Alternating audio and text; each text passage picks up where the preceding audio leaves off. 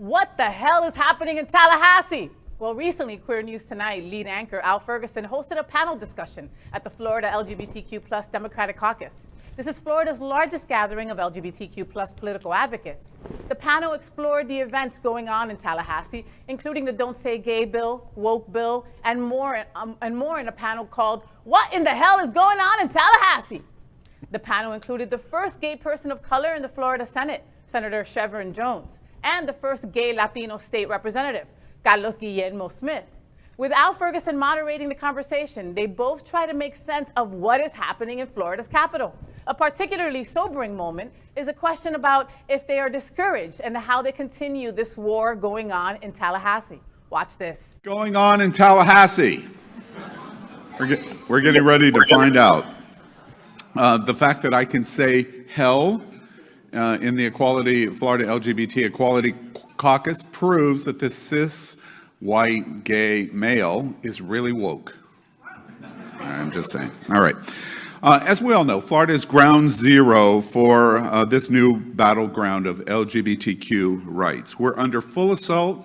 There are many issues. We're going to tick through some of them basically for understanding. We have two giants with us today that are right in ground zero of that fight, and the session is going on, and let me introduce both of them, as of course you know. First, Senator Chevron Jones. You might not know how appropriate at this time in our history. Chevron Jones was a teacher in Broward County. Some people don't know that. He was a teacher. He represents Miami-Dade County. He founded organizations like the Florida Youth Summit. And of course, for LGBT, representation always matters. And Chevron Jones is the first LGBTQ state senator in Florida history. His representation matters.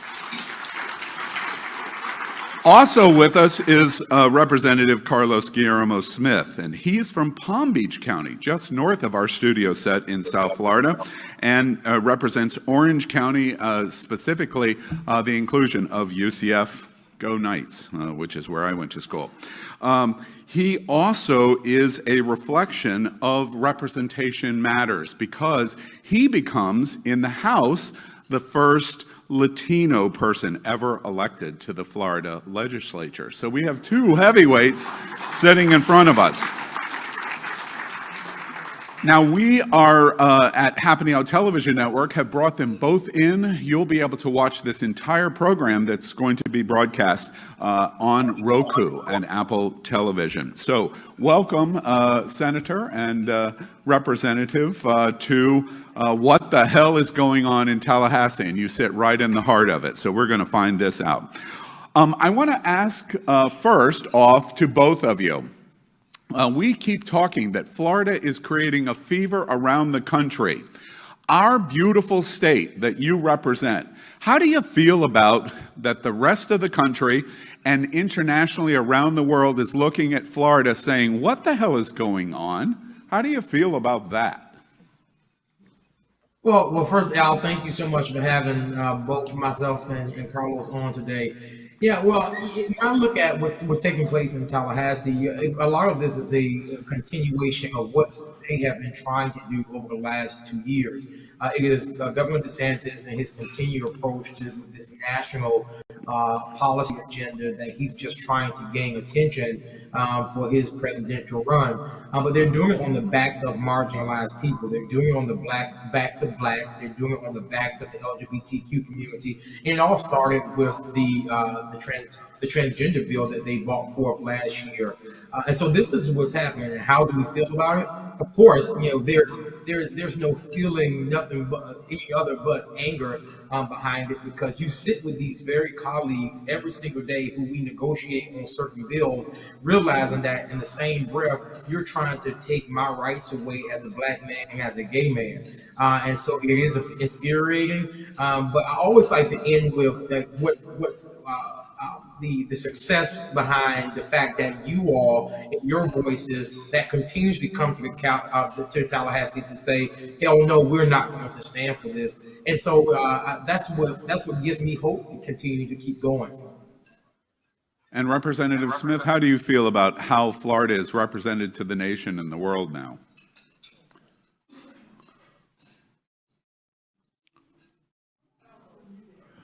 You might be, Representative Smith, you might be muted, so we're going to double check that. Can you double check your sound? Sorry, my bad. It's like I've never ever done a virtual interview before. I think you can hear me now. Yes, we can hear you. So I will echo the words of my friend, Senator Shevrin Jones, and so many of his sentiments that right now what's happening really, I think, is not a reflection of the diversity of Florida. It's not a reflection of who we are.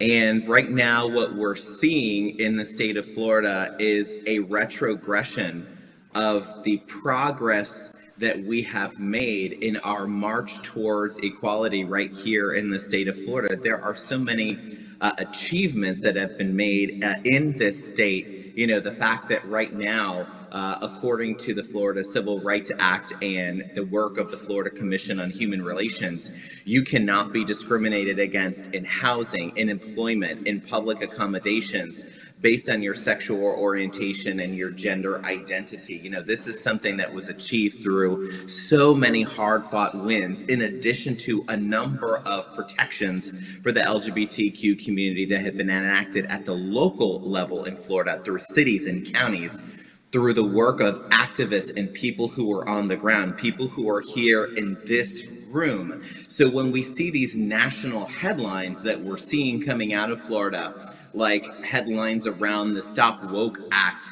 headlines around the Don't Say Gay bill that has gotten a tremendous amount of attention, and we're seeing it not just in our newspapers, in the Miami Herald and the Orlando Sentinel and the Tampa Times, but we're seeing it splashed across the pages of CNN and the Washington Post and the Hill. It's important that people see what's happening here, because unfortunately, I think that it is a warning of what may be to come, because let's just understand these attacks on the LGBTQ community in Florida are orchestrated as part of a national effort.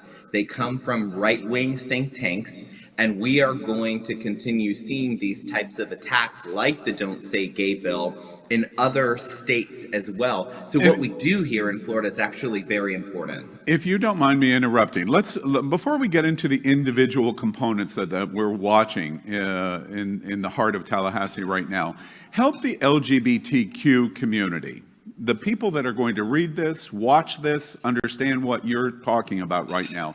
Help them understand why this is happening.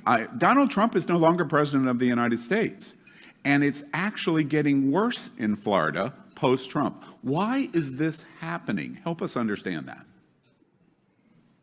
I mean, although Donald Trump is not the president anymore, Donald Trump has left an aura within this country that we are still dealing with. He has built a Frankenstein of a party that I've told you, and I will continue to say that it's going to blow up in their face later. This social experiment that the Republicans are on currently right now is what they believe works. Let's look at Virginia. Let's look at Alabama. Let's look at Mississippi. Let's look at these areas. And so Donald Trump and what he has done still works. And look at this. Look what Governor DeSantis is doing. He's doubling down on a lot of this stuff. Why? Because people are responding to it in that manner.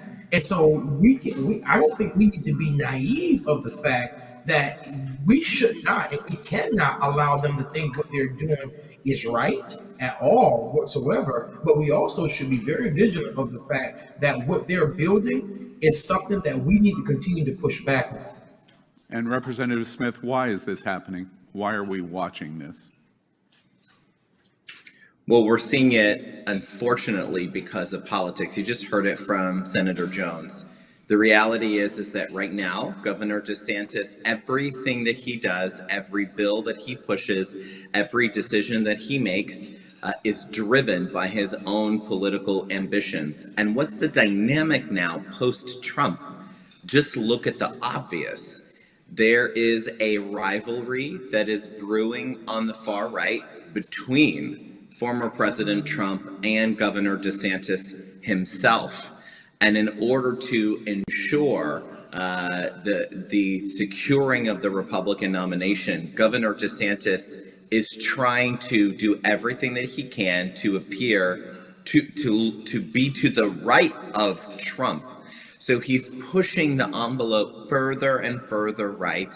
The attacks against LGBTQ people, against immigrants, against Black and African American residents of the state of Florida are becoming even more overt than we had become used to during the Trump presidency. Look at what's happening right now, even with congressional redistricting. You have the governor is openly promising to veto congressional redistricting maps that include Black representation in North Florida. He's drawing a line in the sand, openly saying that he won't sign maps that basically guarantee minority representation in the state of Florida. We never would have seen that before Governor DeSantis, the overt racism and hostility that we're seeing right now. Do you think with that call to action, do you think as we approach the November elections that Floridians will see through what Governor DeSantis is trying to do? Are we going to figure it out? Chef. Oh, sure. I thought it was a continuation from Representative. I'm scared now, by the way. Be either one. But listen, I think the state of Florida. I think the people are seeing it now. I think many people are already. They see where we are as a state. Here's where I believe that we have to begin to activate people. And I've been saying this for about the past 3 weeks. We are speaking at such high levels that we need to bring everything back to kitchen table issues, the things that people understand. I mean, like the Don't Say Gay bill, Equality Florida, congratulations. Finally, we're bringing something to say when it comes to the common person, that when they see it, they're like, damn, that's Tallahassee, this is actually what y'all doing up there? Yeah, we have to bring it down to where people can actually understand the politics and the policies that's at play right now within the state of Florida. Do people understand? I think we can get them to understand, but we have to bring it down to their level, move away from the politics, but really begin to hone in on what is the right thing that people need to hear. How can it hit their household so they know you're talking about my child, you're talking about my grandchild, you're talking about my cousin, you're talking about my daughter. Well, and Al, I want to add to that real quick because I think it's really, really important, especially for folks here to understand. We know that a majority of Floridians oppose these radical extreme policies. We know that, which is why it's so important that people turn out in the next election. Right on the headline, right underneath us, right there on the screen, it says, had LGBTQ voters stayed home in 2020, Trump might have won the White House a second time. It is our participation and our continued engagement that is actually so critical and important, especially in an upcoming midterm. I don't want to get into the action step for the LGBTQ community, but we'll talk about that. But I do want to ask about where you think we are at this moment. Are you satisfied over the course of the last 3 or 4 weeks of how LGBT Floridians have responded to the news coming out of Tallahassee? How the LGBTQ community has responded is exactly the way that we have to continue to show up. And let me tell you something. I shared this with one of my Republican colleagues who asked me, how do I feel? And I gave them my true assessment of what they are doing right now. And I'm going to continue to call this a social experiment because that's exactly what this is. But the LGBTQ community, I said, the one thing I want you to be clear on, we will continue to show up. We've been here before. We've seen this before. But the one thing that we are clear on, that we won't stop showing up. And although you want to get into action steps, for everyone who's sitting in that room right now, I want to thank you for your bravery, and I want to thank you for constantly showing up. Because the days that when I'm sitting in my office, when I walk out of committee, and I got tears coming out of my eyes because I can't believe I got to show up to this BS every single day. But there's a message that come through, or there's a tweet that I see that the LGBTQ community is constantly saying that we will not stop this fight, is the encouragement that we need to continue moving on what the Republicans are doing in Tallahassee and across the nation. I want to ask both of you in terms of helping LGBTQ Floridians understand what's going on in Tallahassee from your seat. You are literally on the front line of attacks almost unparalleled in this state. How has it been for you personally as an African-American LGBT in the history of the first in the Senate, and for you as Latino, as the first Latino elected to the state legislature in the House? How has it been for you personally in terms of what you represent and how you represent to watch what you're watching in the front lines? How are you reacting personally to it? Well, listen, I want to say one thing first to your previous question. The engagement from the LGBTQ community in Florida and allied communities has been very strong. I heard from Equality Florida that in the last 3 days, 600 people signed up for volunteerships for phone banking to speak out to their state senators and state reps to engage on this issue, which is unlike any activity we had seen in the past, even when we were facing a lot of anti-LGBT legislation. But how I feel on a personal level, I think it's just very jarring to be in the Florida legislature where you serve alongside colleagues from both sides of the aisle who are overtly attacking your existence, your lived experience, your community. And I think that's why it's so important when we say representation matters. The reality is that people like myself, Representative Michelle Rayner, Senator Chevron Jones, we walk the hallways in Tallahassee, and when we find these lawmakers who are pushing these bills, I know that I pull them aside and I say, what are you doing? What is this bill supposed to mean? Why are you advocating for this? And it's not just them, but it's the members of the Republican Party who we see are torn, who need courage, who need backbone, who need to have a spine to stand up against these bills, because they have to look us, some of their LGBTQ colleagues, and the public in the eye while they're doing it. And it's been quite an emotional experience, if I'm being honest. I want to ask about a term that we're using a lot at Queer News Tonight, and that is gaslighting.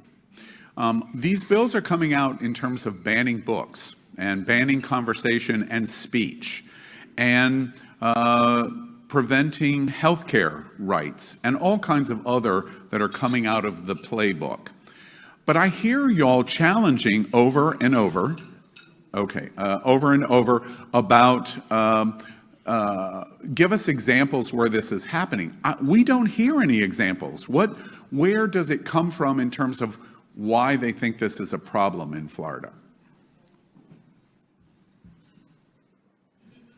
On the answer, I would like to know also, because I've asked the question, where has the issue been? I haven't even put it on my Twitter, asking for any parent that a child has been taught CRT, please email me. I haven't received one email. I even asked the bill sponsor, what parent has come to you to talk about their child reading an inappropriate book that they have to bring into your house that you approve. Please let me know. They can't give me an answer. Listen, gaslighting is the right word, and it's also, again, it's red meat for a base. But very quickly, to piggyback on your question, last question, when it comes to how does it make you feel? It's crazy that you have to sit on a committee, being Black, being gay, and then you constantly have to find yourself defending and fighting for that, and then having to go back in your office and deal with that emotion. right? And thinking that you just have to just take the hit, and literally sometimes you'll beat up within that moment. But Al, here's where I would like to make sure that those of you who are in that room right now understand that it is so important that you equip Carlos and I with the necessary information, with the necessary things that we need. So when we do sit in those committees, that when we're fighting for these things, your stories actually matter, because that is the things that we can use to combat and debate, to let them know that we are human beings. We're not no punching bag that you can continue to push your legislation on. Well, we thank you for joining the Florida LGBTQ Democratic Caucus today. Last related question. What do you want the LGBTQ community to do next week before the primary and before the midterm election? What is it you're asking us to do to help you? Well, listen, I think that we always hear the same message. What can we do to help? We want you to call your state rep. We want you to call your state senator. We still want you to do those things. But right now, I think storytelling, personal experiences, how these bills will detrimentally impact your life, your family's lives. People need to hear these stories. How do they need to hear these stories? Draft a letter to the editor, an LTE. Send an op-ed to your local paper and ask them to publish it so that you can have the opportunity to tell your story in your voice. Stats, statistics, data, they can help persuade perhaps, or for the folks that we're preaching to the choir, they're going to nod their heads, they're going to understand, they're going to know we're right and agree with us when we're talking about stats and statistics. But when it has to do with stories, personal experiences of discrimination, how these bills will impact you and your family, you need to tell those stories in a way that is going to have a broader audience. And I would encourage you to engage in letter writing and op-ed writing in our local papers. Anything, Senator, you'd like to add? That Representative Carlos Smith said, we need to make sure we are lifting up other LGBT candidates who are running for office. That's Unique, that's Todd, and anybody else who's running. We need to make sure we're consistently lifting them up and putting the resources back to make sure that we can continue to build our caucus. Everyone deserves to have a seat at the table. Absolutely true. Heard that loud and clear. Well, before we say goodbye, Senator Jones, Representative Smith, we thank you very much for doing this call-in. We know it's an incredibly busy time. And before we leave, we want to turn back over to our president of the caucus, Stephen Gaskell. Thank you so much. And I know, Senator Jones, I know you need to go, so I just wanted to jump in real fast and say thank you for being here. And I want everyone to know that both Senator Jones and Representative Smith are recipients of our Legislative Leadership Award in the past 2 years. So thank you for your tenacity, your ferocity, for fighting for us, and for representing the community, not only the LGBTQ community, but also the overall Democratic with a small d, the Democratic community that we're still fighting for here in Florida. I just wanted to say thank you, and I think Chev needs to go, but I think we may have Representative Smith for another minute or so if we can. So thank you guys, and Al, back to you. All right, thank you, Senator Jones. Representative Smith, we listened to you yesterday on National Public Radio, and it was a fascinating interview. And you did as clear. Yes, it was. It was as clear a dissection. Randy, fine. It was as clear a dissection of who's leading this in Tallahassee as I've heard anyone do. Congratulations to you for that, making it so clear. One of the things that I want to zero in on with you, help us understand the personal of this fight, of how you've made this so personal. And I want to ask the broadest question that I'm asked about you and Senator Jones and our other representatives at all levels, in school boards, in city commissions and county commissions, and of course the State House. Are you discouraged? Do you get to the point where you feel like, this fight, I just can't win it? Does it discourage you? It can be, as I mentioned before, Al, very jarring to wake up every morning to read a new news article about the type of hate that's being peddled by the Republican Party of Florida, by Governor DeSantis. But I think what kind of gives me energy and motivation is, first of all, seeing how engaged the activist community is, seeing how engaged our community is in the fight against this. And also, you know, as a Democrat in the minority party, we are often told, well, your voice doesn't matter. You're so in the minority up in Tallahassee that it doesn't make a difference. And my lived experience as a lawmaker tells me exactly the opposite. If folks like Senator Jones, Representative Rayner, myself, were not here in Tallahassee to speak out against this legislation, to slow it down, to point out how negative the consequences are of bills that are being proposed, you know, I think that we would be a lot worse off. We need people who are committed, who are personally invested in being the opposition. My last question, and thank you for a little bit of extra time. Representative Smith, to the tens of thousands that are going to listen to your voice right now, in this time that we are in Florida, we need advocacy more than ever. Very difficult for you, very difficult for Senator Jones and our other representatives. But speak to the LGBTQ community here in Florida, why they should still get involved, why they should run for school board or dog catcher or the House or become a senator in Florida. Why should LGBT think about how they get involved, even in the most difficult time we've ever watched? Well, it's like I just mentioned, it's because representation matters. It's because we have to have our community represented in all levels of government. So when the book banners show up and they want to ban books about us in our school boards, that we have LGBTQ school board members that are going to be there to tell their stories, to speak out and to fight back. The same in the state legislature. You know, you have seen folks like myself and Senator Jones and Representative Rayner really pour our hearts out and be able to share our personal experiences. Without having representation for our community, it's going to make it so much harder to beat back against these bills. And we have killed these bills before, and it is not a guarantee that the Don't Say Gay bill is going to pass this year. It is not ever a guarantee that these things are going to pass into law. We have people power.